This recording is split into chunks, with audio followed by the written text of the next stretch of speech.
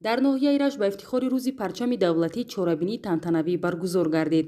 Дар ин рӯз кормандони ташкилоти идора, донишҷӯёну хонандагон ҳама зери парчами давлатии Ҷумҳурии Тоҷикистон чун таҷассумгари давлату соҳибистиқлолу мутақдир бо фарҳангу соҳибтамаддуни халқи тоҷик аз рӯзи парчами давлатӣ истиқбол карданд.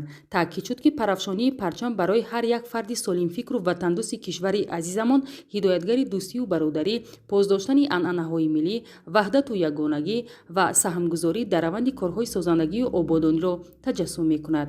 Дар ин рӯзи муборак зери парчами давлатӣ иттиҳоди ягонаро мемон, ки пирӯбарно бо рӯҳияи ватандӯстӣ қодир аст ливои зафар дар даст баҳри музаффариятҳои соҳибистиқлолии кишвари азизамон ҷонисорӣ кунанд.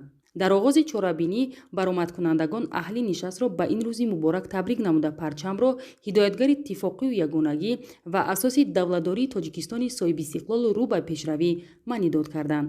Парчами давлатии Ҷумҳурии Тоҷикистон чун таҷассумгари давлати соҳибистиқлолу мутақдир бо фарҳангу соҳибтамаддуни халқи тоҷик ба шумор рафта, дар ҳама чорабиниҳои сатҳи байналмилалию минтақавӣ дар қатори садҳо парчами давлатҳои хориҷӣ шоҳиди парафшонии парчами кишвари азизамон мешавем, ки боиси ифтихори тоҷикон мебошад, зеро мо соҳиби давлату парчами худ ҳастем.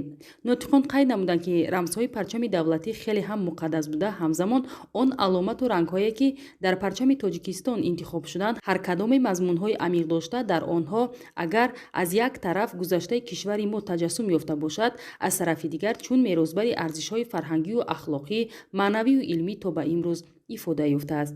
Гуфта шуд, ки парчами давлатӣ чун рамзи давлатдории миллати тоҷик ба шумор рафта, ҳамагон шукронаи Тоҷикистон, истиқлол ва парчами давлатиро ба ҷо орем, зеро онҳо муқаддасоти ҳар фарди ватандӯсти миллати тоҷик ба шумор меравад.